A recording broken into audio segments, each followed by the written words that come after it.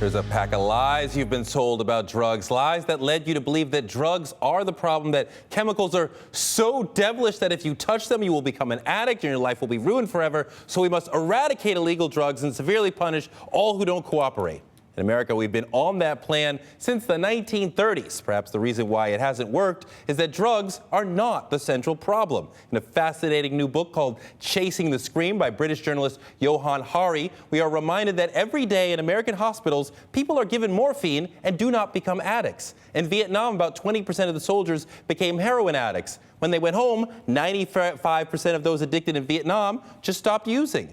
What separates the massive number of people who use drugs and don't become addicts from those problem users? Well, Hari writes about a study on rats that offers a clue. Most of us have heard of that old study where rats are isolated in a cage and offered access to morphine and quickly become addicted.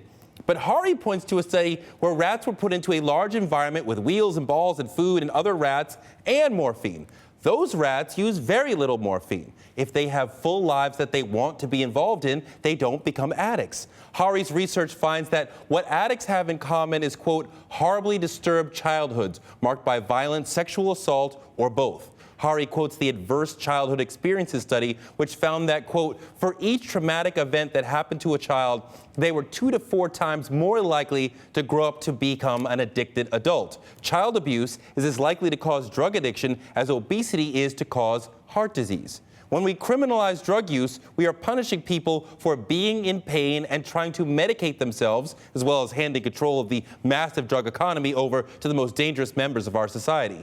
What this means to me is that what addicts need is support to cure the pain, isolation, and disaffection that led to them using. Hari finds that addiction is a disease of loneliness, that most addicts have suffered a car crash of the soul and are trying to deal. He writes, quote, if your environment is like Rat Park, a safe, happy environment with lots of healthy bonds and pleasurable things to do, you will not be especially vulnerable to addiction. If your environment is like those rat cages where you feel alone, powerless, and purposeless, you will be. Russell Brand echoed that sentiment when he told a parliamentary committee about his journey out of addiction a few years ago.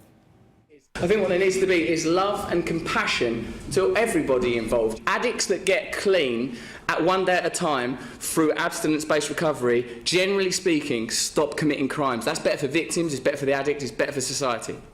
We can deal with harmful drug use in far smarter and more effective ways. Drugs can be dangerous, but drug prohibition is more destructive. Check out Johann Hari's extraordinary new book, Chasing the Scream, one of the best books I've ever read about the world of drugs.